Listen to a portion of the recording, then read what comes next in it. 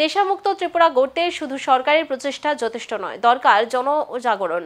এমনই মন্তব্য করলেন সমাজ কল্যাণ মন্ত্রী টিঙ্কু রায়। ড্রাগস বিরোধী অভিযানের অঙ্গ হিসেবে রবিবার আগরতলায় অনুষ্ঠিত এক র্যালিতে তিনি বলেন, প্রশাসনের পাশে থেকে সমাজের প্রতিটি স্তরের মানুষকে একসঙ্গে প্রতিবাদ করতে হবে। র্যালিটি রবীন্দ্র ভবনের সামনে থেকে শহরের বিভিন্ন পথ পরিক্রমা করে। উপস্থিত ছিলেন টিঙ্কু রায় সহ বিশিষ্টরা। অভিভাবকদের সচেতন ভূমিকার আহ্বান জানান মন্ত্রী।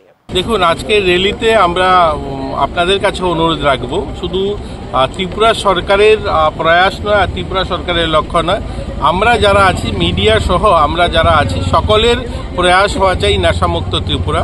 প্রশাসন শুধু নেশা আটকাতে পারবে এটা সম্ভব নয়।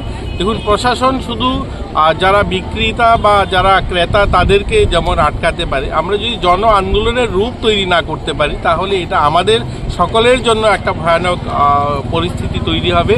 তাই আজকের এই র্যালির মাধ্যমে আমরা জনজাগরণ, মানুষকে সচেতন করতে চাইছি, অভিভাবক মণ্ডলীকে সচেতন করতে চাইছি যে সকলে যেন লক্ষ্য রাখেন, সমাজের প্রতি দায়বদ্ধতা প্রকাশ করে যে আমরা সকলে মিলে যদি আমরা চেষ্টা করি তাহলে এখান থেকে আমরা বেরোতে পারবো।